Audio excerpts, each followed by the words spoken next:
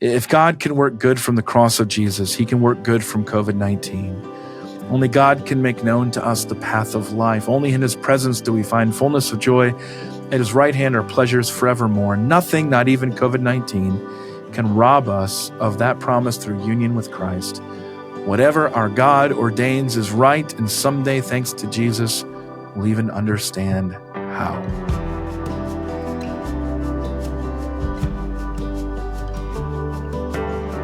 Where were you on Wednesday, March 11th, 2020? It's 5 years ago, 5 consequential years. Maybe you're like me, and it's one of the few moments in your life where you can remember the exact setting. That was the case for me on 9/11, 2001, and it was the case then, March 11, 2020. I was in my living room.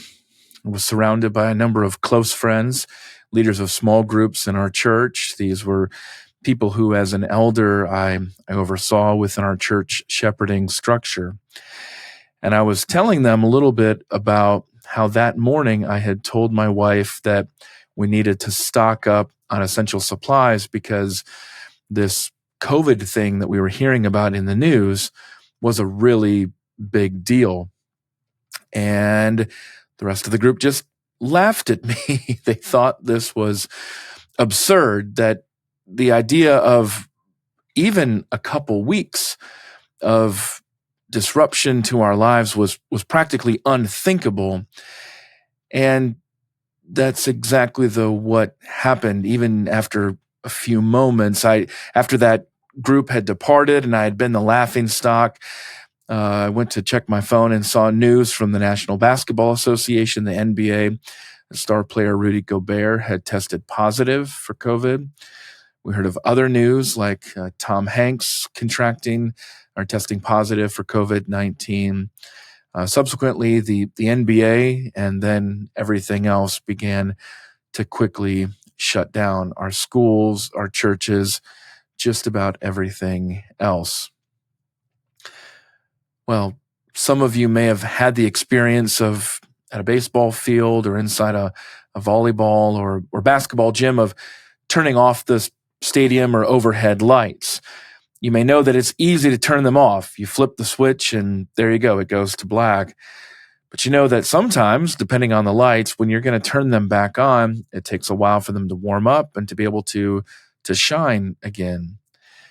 Well, that's similar to what happened to us with COVID-19.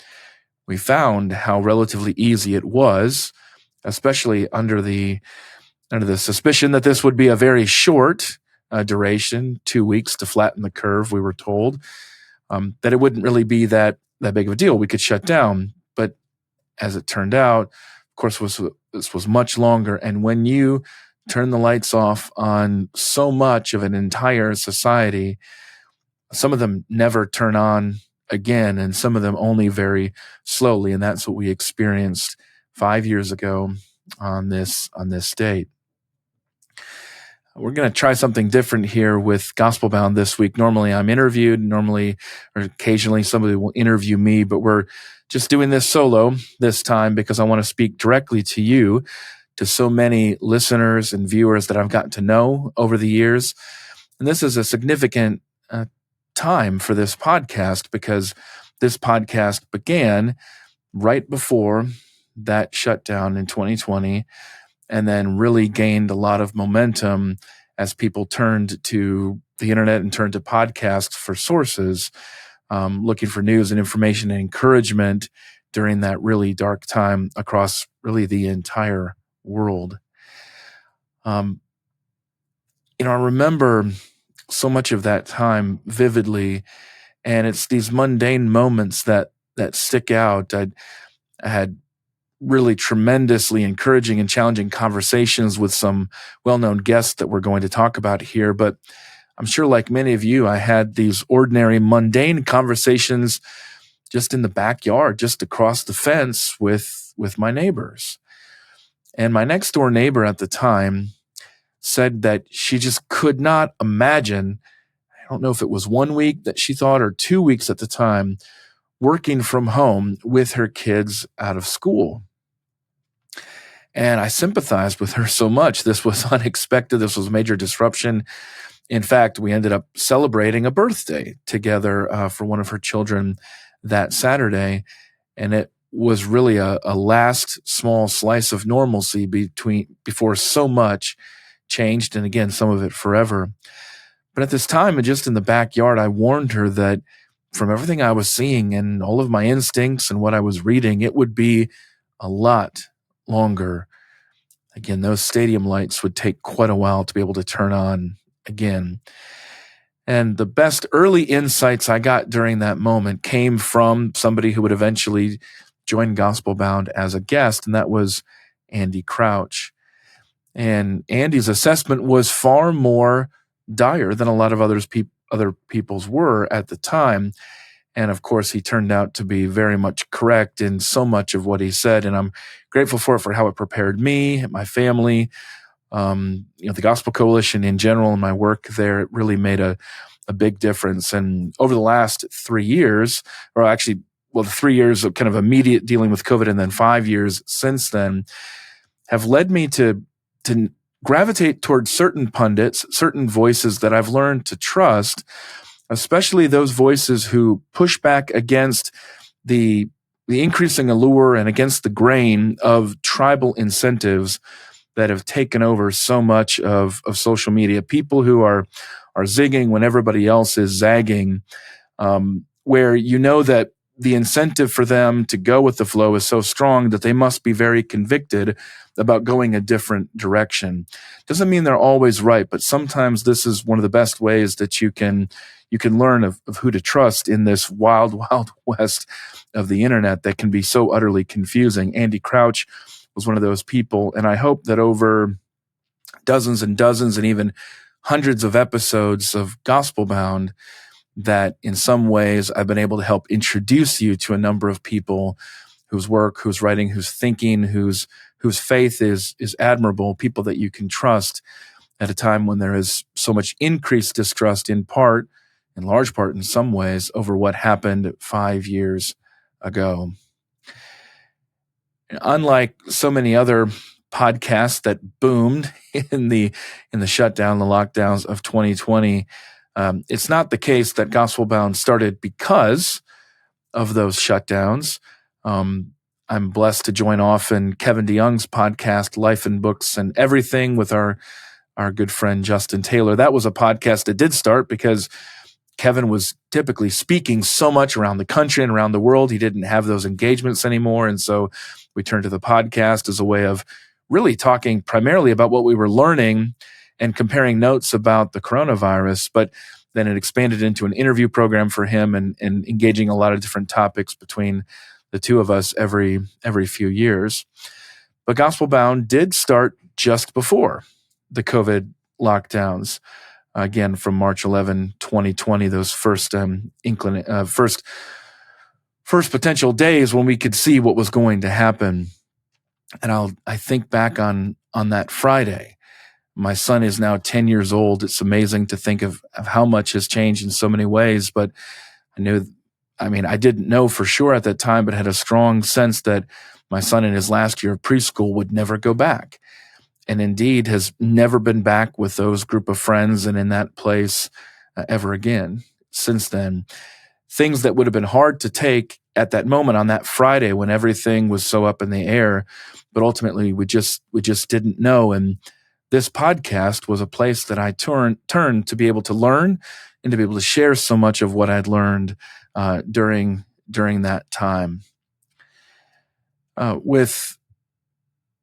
With COVID, of course, you have to start with any remembrance thinking about more than 1.2 million people who died. It's a large number no matter how you talk about it. Is it larger than expected, smaller than we expected during the time? I don't know. It's a number, and these are people, our loved ones, our neighbors, our friends, near and far, who are certainly deserving of our continued remembrance and mourning. Furthermore, it's impossible really to imagine the scale of pain and disruption that was caused by this really unprecedented pandemic in terms of the broader societal effects across the entire world. You think about people whose learning, young children whose learning was lost forever, the dead, including from the coronavirus or so many other things, who would never be mourned by families who couldn't even gather together for funerals. The milestones, the graduations, the final sports seasons, the transitions of life that were never celebrated as a result of the shutdowns and of the pandemic. And when we look back on so much pain and disruption, we naturally have a lot of questions of why. Some of them for God, many of them for government authorities. And part of what's so incredibly jarring about this experience 5 years later is that we still don't have an explanation. We don't know how this happened. We don't have any account of what was any official account of what were the right decisions or the wrong decisions. There are things like the lab leak theory that was castigated, even with significant consequences at the time, where a number of security officials have admitted is probably the most likely explanation for what happened in Wuhan, China. But we don't know that for sure even now. Perhaps somebody does, but the public at large does not. And it's part of this inability to be able to reckon as a culture with what we went through, what we endured separately and together, that has contributed to so much of our deepening cultural divide. And furthermore, a complete political realignment we've seen more broadly. I've said this to a number of people since then, but the best way to describe politics, at least in the United States now, is as a division between those who put their trust in credentials and those who are inclined more toward conspiracy. And I don't say this to be able to indicate one side being correct and the other side being wrong. The fact is, there are many reasons, many valid reasons for significant distrust over all the things that happened in 2020 and in the following years.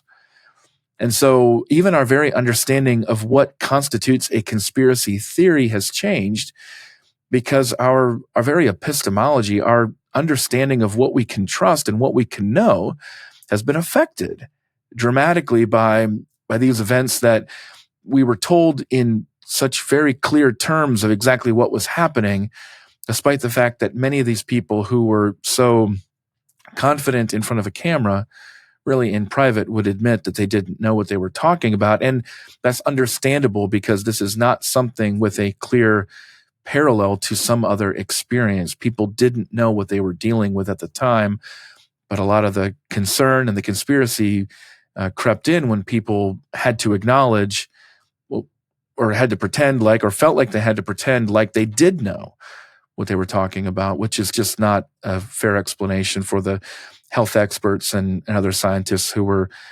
courageously dedicated and heroically engaging so many ways into this pursuit of what this was and how we could be able to address it individually and as a collective society.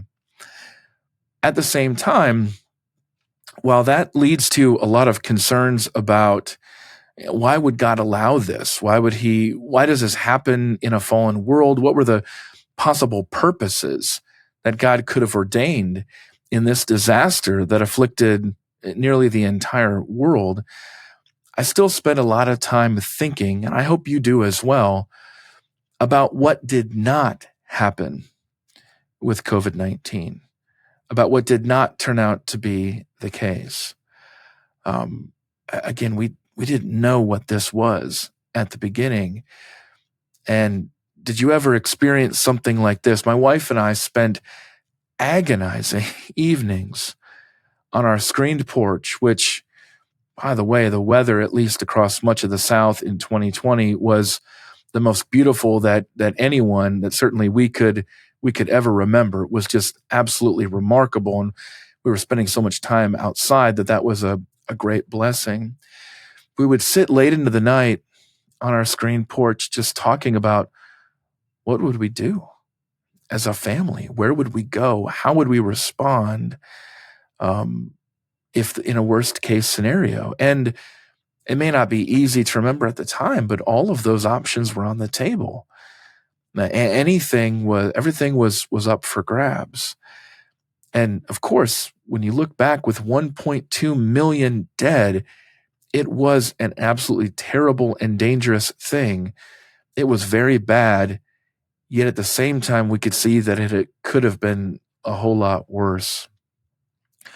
One of the areas that's a significant departure from many earlier pandemics is thinking about the effects on children. And children were definitely affected, but not nearly as much as many of us feared, and not as much as in other pandemics where you expect children to be more adversely affected. That was not the case here. A decision that would have significant consequences when it would come to school shutdowns, of course. But it was reasonable to expect of how many children would be afflicted and affected by this. And thankfully, that was not primarily the case. So I often think about what did not happen, but could have happened. And that's one way I try to maintain a posture of thankfulness and faithfulness toward God, thinking about the evils that he forestalls, the evils that he prevents us from enduring. I also think about how the shutdown decisions were made at primarily state and local levels, thinking about things like schools and other institutions, instead of at the federal level. I don't think a lot of us spend much time pondering that difference. But can you imagine it, in the United States at least, this was the case in many other countries, but can you imagine in the United States at least a top-down decision enforced by the law, enforced even by the military? Now, it's possible that in such a wide-scale universal shutdown that some lives could have been saved. That's certainly possible. But we saw from other countries that had more strict lockdowns, like Australia and China, that when they would open up, they still had the spread of the disease, a disease that, of course, is still with us today.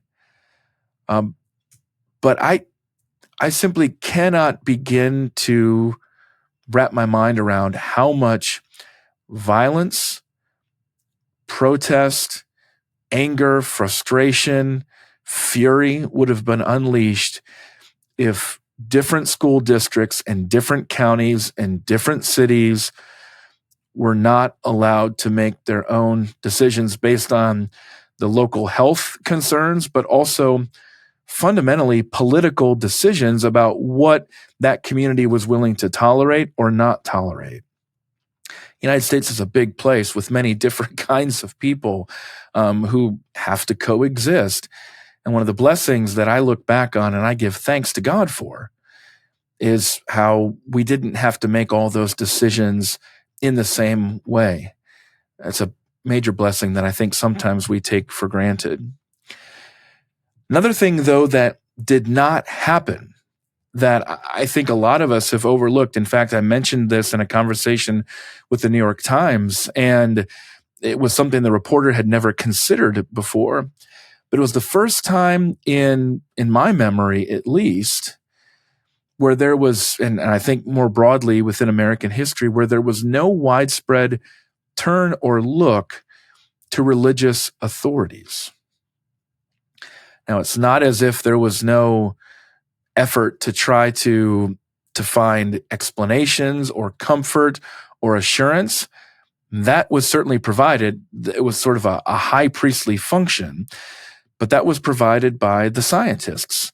The scientists in those daily briefings who stood next to President Trump, and he looked into the cameras and told us what was going on, how it was going to be okay, and kind of assured us of what to do. They were performing that kind of intercessory function in there and offering that priestly comfort, but there was no turn toward religion.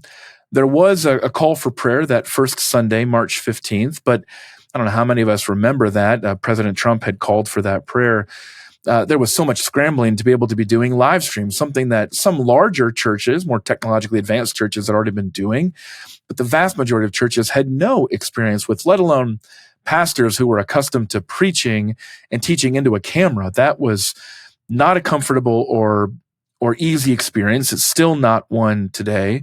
Pastors do not prefer to do that for a whole host of reasons. But there was no widespread pursuit of an explanation on religious grounds. In some ways, the pandemic revealed how deeply secular Western culture, including American culture, had already become.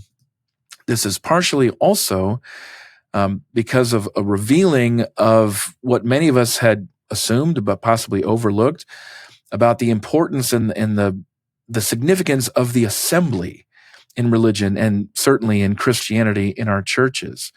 So part of the disconnect between what we were experiencing in religion was because by definition, with a pandemic and with these shutdowns, we could not meet together. This is why others, including Andy Crouch, have described this as the biggest disruption for the church since the Black Death of the 14th century. Thankfully, nothing close to the percentage of people who were killed, but in terms of the length and the severity of these shutdowns and of separation, it's comparable. And you can think about all sorts of wars and rumors of wars and tribulations over these years, but they wouldn't stop the church from assembling. But that's what happened, not just for a short period, not just for 2 weeks to flatten the curve, but for an extended period of time, for weeks and weeks and weeks and months and months and months on end, for churches all over the place. And once again, created so much of that conflict because no one was on the same page, even within churches, even within pastoral staffs or groups of elders, about when or under what conditions they were able to come back. There was no playbook for how any of this was supposed to go. Nobody had understood how this was supposed to play out. Nobody had prepared for it. And a lot of relationships and a lot of churches were changed, at least for the foreseeable future, because of the events that began to unfold 5 years ago today. I think back to some things that we tried to do at the Gospel Coalition. We immediately pivoted with recommendations for how churches could get up to speed quickly on live streaming. Our traffic doubled immediately as churches were scrambling to understand and to process so much of this. Eventually, I would end up partnering with my friend Jonathan Lehman, who's the president of 9 Marks, as well as our publisher Crossway, to produce a book called Rediscover Church: Why the Body of Christ is Essential. And given the global nature of this, I'm so proud of how the Gospel Coalition and 9 Marks and Crossway came together to simultaneously and immediately publish that book in 20 different languages. A remarkable effort involving so many different people, but this was among my greatest fears at the time, that people would forsake the assembly, that they would think that this could be a new normal for us with live stream church, and that the assembly itself would not be important anymore. I'm happy to say that I don't think that has been the case at all in the aftermath. But oddly enough, I am not nearly as optimistic about the effects on religion as an unlikely source, specifically not just religion, but Christianity in particular. And that source is the New York Times, March 4th, 2025, so a 5-year anniversary assessment of all sorts of different changes in American culture since COVID-19 and the shutdown. And I need to read this to you. This is absolutely fascinating to see. The New York Times arguing on March 4th, 2025, that COVID-19 and these shutdowns may have halted the years-long decline of Christianity in America. Let me read this for you. Quote, "The histories of pandemics suggested this one might produce a spiritual revival too. And along with the burst of woo-woo self-care, Americans started reporting a strengthening of their faith. It might have helped that early on, many churchgoers felt singled out and demeaned by restrictions on social gatherings." Boy, isn't that interesting?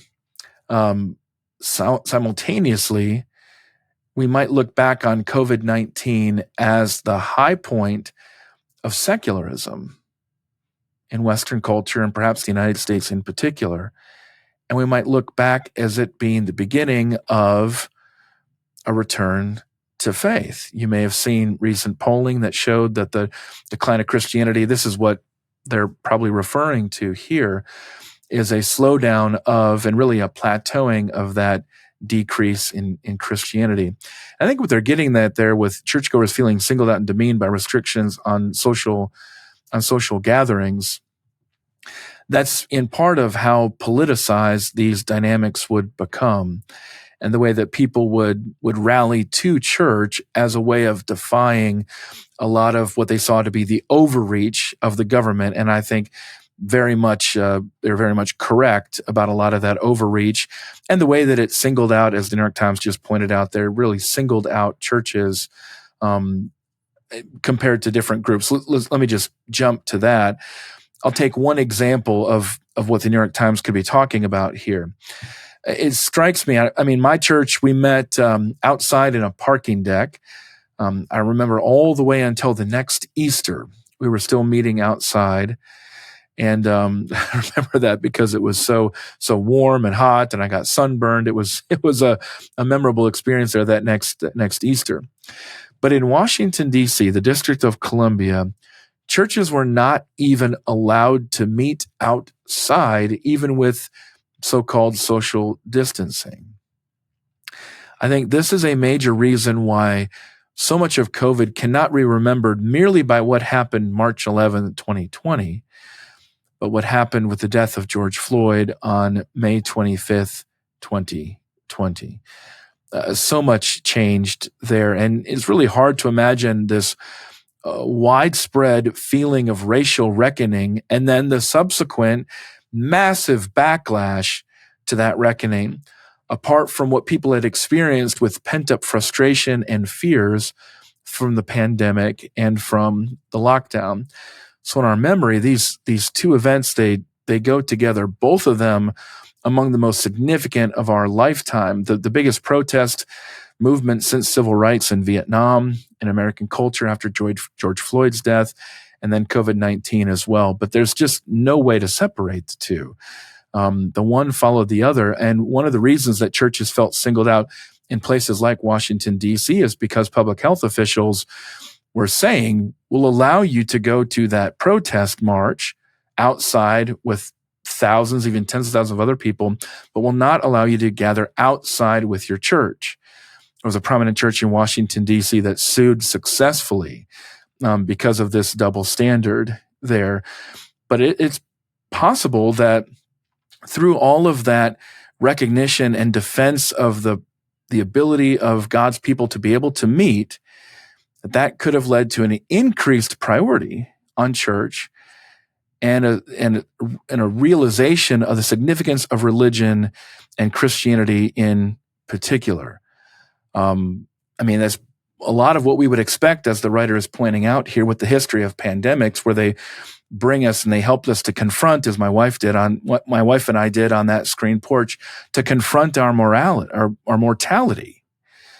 That's absolutely what you would often expect, but it might have been one of those moments that punctured that imminent frame that the philosopher Charles Taylor describes of secular culture.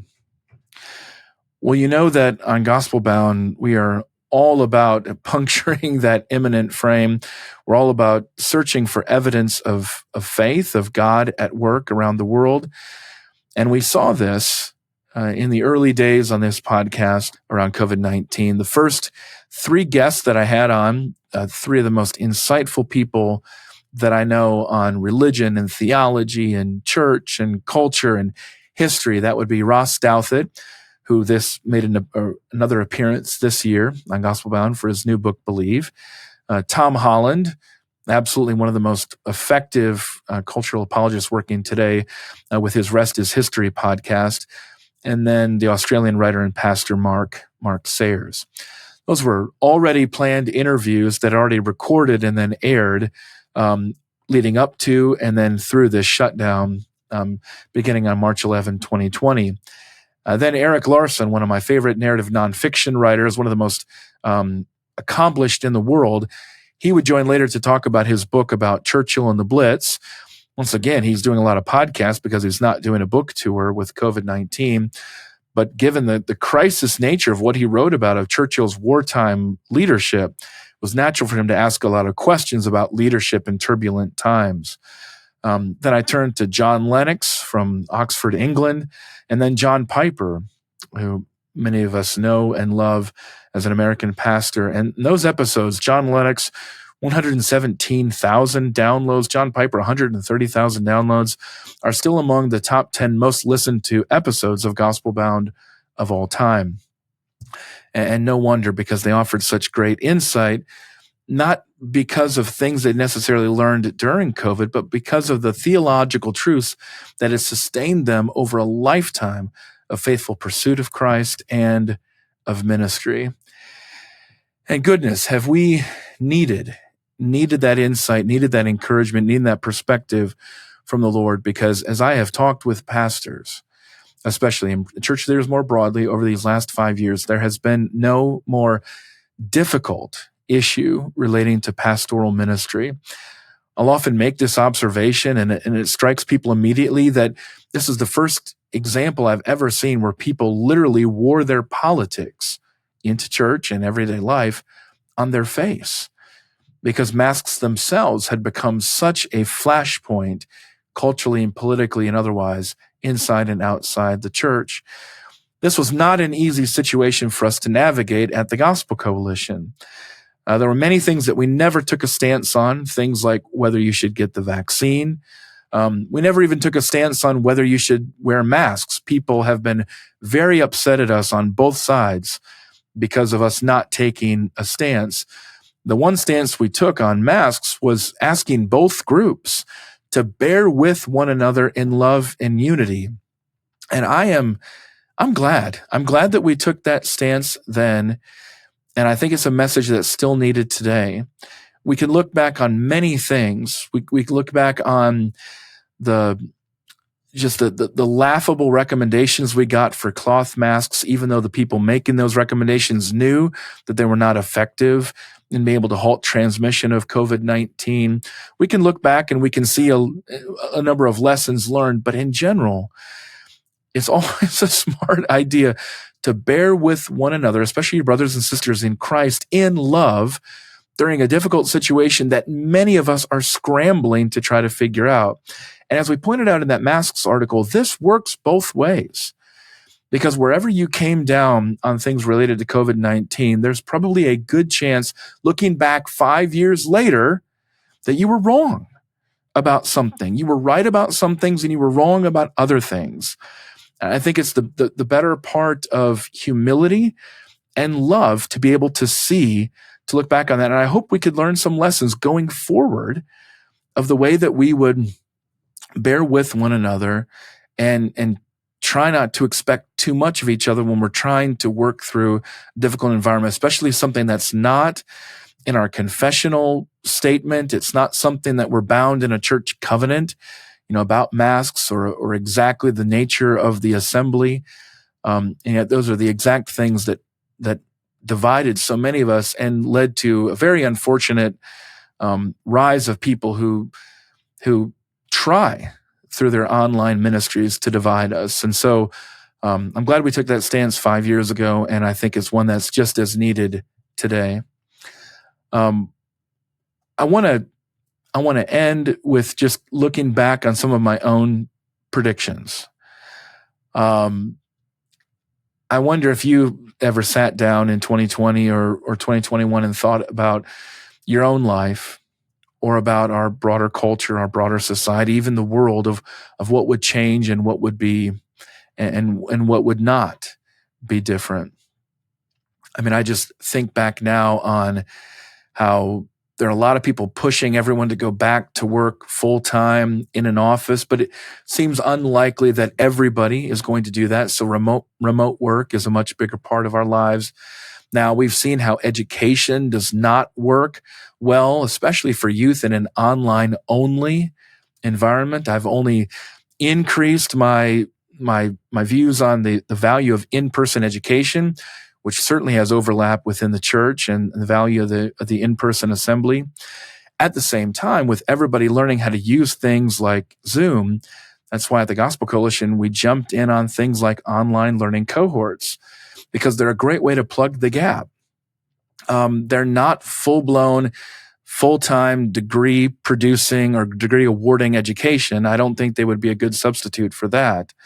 But they are good ways to learn with so many other different brothers and sisters in Christ from around the world and from the best teachers in an interactive environment.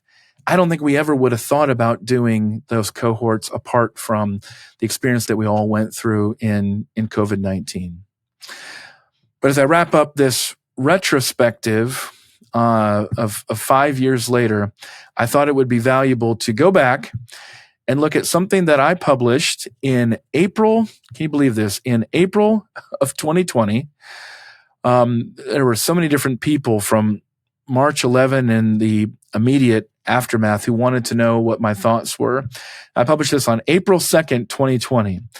Now, I think I carefully made sure that I did not publish it on April 1st of 2020, but I offered 5 predictions for the COVID-19 aftermath. And so I want to run through these predictions in the interest of transparency, humility, and I hope not humiliation, as we look back and on really, really scary times, but also times where we can see the Lord's providence continue to carry us through many trials and tribulations.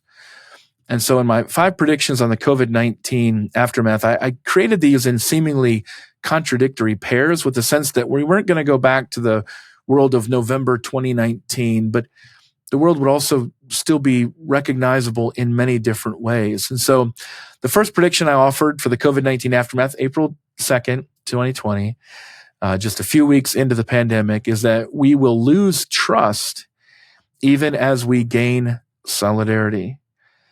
No doubt the decline of trust in institutional authorities long predated COVID-19, but COVID-19 was a substantial accelerator in a breakdown of trust.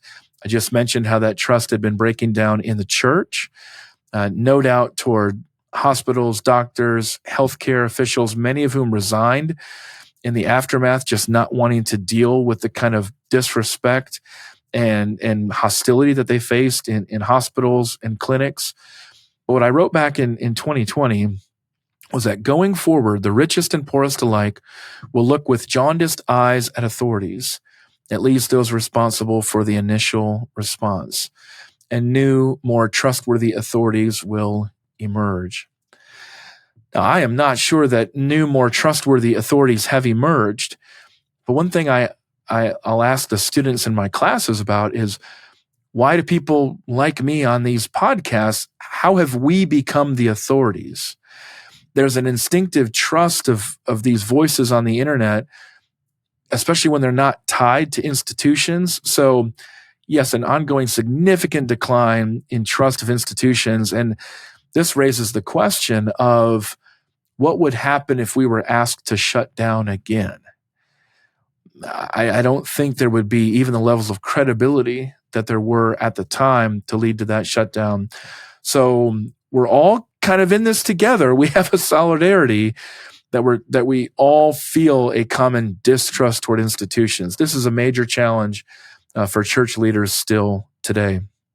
Second one is, we'll depend on the virtual as we love the local. I mentioned a burst of enthusiasm for embodied community and worship would help this trend when we finally gather again. I'm really happy to say this. I did not see this coming.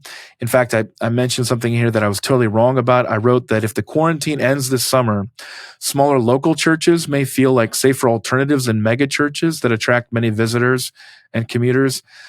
I don't think that's been the case at all in terms of smaller churches or bigger churches. Bigger churches were easier to pivot in a lot of cases toward the live stream. I think a lot of larger churches recognize the importance of community. So we're not seeing this a huge push toward virtual everything that I was expecting. I was expecting things like the metaverse, That's the kind of stuff that I thought was going to begin to take over in light of this. And I just have not seen those efforts take off, thankfully. And in fact, in many ways, in my own church, which doesn't even do a live stream and is a mega church, I see just as much enthusiasm or more enthusiasm today for gathering in person, in small groups and the overall church. I'm very encouraged by this. I do need to clarify, though, that this is not the case in all church environments. Different political environments, theological environments, ethnic environments, that may not be the case, but I'm just describing what I've seen in my experience and talking with a number of other church leaders. All right, number 3, I said we'll gain global perspective with national protections. I wrote in here that perhaps never again in our lifetime will we enjoy such ease of travel inside and especially outside national borders. I think I was probably mostly wrong about that. Travel has been just setting records. In fact, so many people had things pent up from 2020 that I know my local airport is setting new records for travel every single month.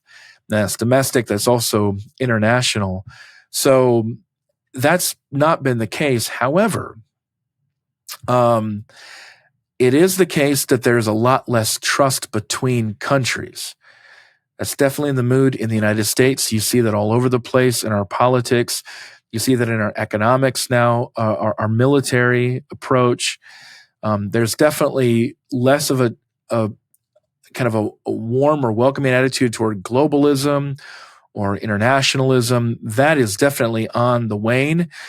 And there are going to be some significant consequences to that for a lot of the reasons that are very obvious to us now, with wars and with economics and prices of things, inflation, all sorts of different stuff there. But it's definitely the case. So I don't think that travel is necessarily the concern here related to global health. But I do think it's more the case that we don't trust people who are different from us. That has decreased. Okay, so just a couple more here. I wrote that we'll see spiritual hunger with naturalistic hopes. I think this is probably levels of anxiety I don't think are primarily attributable to the higher levels of anxiety, primarily attributable to COVID-19, but it hasn't helped. This is what I wrote back in 2020. We will never lose this sense of exposure. We'll never quite shake the trauma of uncertainty or settle into safety.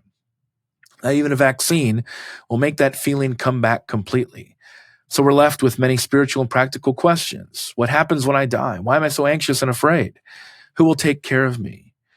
Normally in crisis, we gather for assurance and ritual meetings, especially religious ones, which confer shared meaning and purpose. But the coronavirus has pushed religion even further to the margins of the private family at home. When COVID-19 has been defeated, will we credit God? Will we rejoice instead in our medical saviors, or will we return to temporal distractions upon their eventual exuberant return? I think I can answer my own questions there, saying I don't think there was a widespread crediting of God. I definitely don't think there was rejoicing in our medical saviors. All the debates over the vaccines have made that moot. I think it's definitely the case that we return to temporal distractions upon their return. That's, I think, the dominant mode there. So there's an ache inside of us, an anxiety that we don't know how to cope with. And maybe there is, based on the New York Times article, more of that appetite to find that in the church, to find that in the gospel of Jesus Christ. I'm not sure, but definitely our primary competition there are the many, many, many distractions, including those digital distractions that kept us occupied during the shutdown itself. And finally, I wrote here in 2020, April 2nd, we'll draw closer to families with fewer members. Bottom line here is the thought that in a more precarious world with significant economic downturns and kind of spikes up and down, would it make people less willing to have children?